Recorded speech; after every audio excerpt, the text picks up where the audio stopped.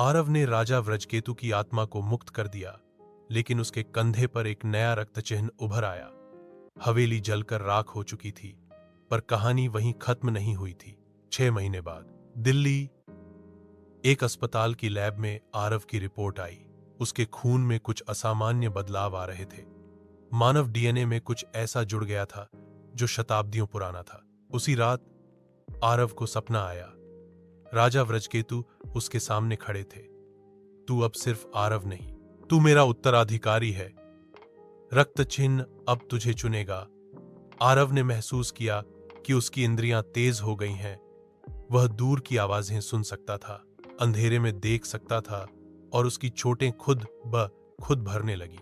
लेकिन इन सबके साथ आया एक शाप, खून की प्यास।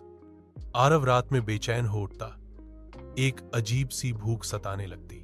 उसे एक पुराना ग्रंथ मिला, व्रजकुल वंशपत्र, जिसमें लिखा था कि हर 100 साल में एक रक्तविकासी वैम्पिरिक इनहेरिटर जन्म लेता है, जिसे 2 विकल्प दिए जाते हैं।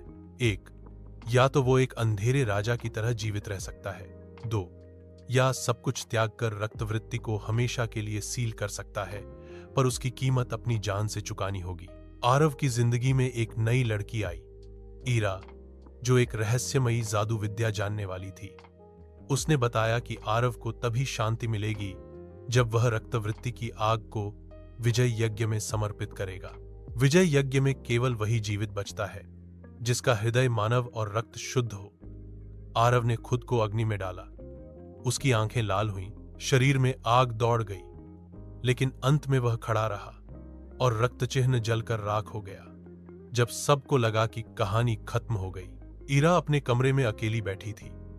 उसने अपनी आस्तीन चढ़ाई और वहां भी था एक छोटा रक्त चिन्ह। उत्तराधिकारी केवल एक नहीं होता।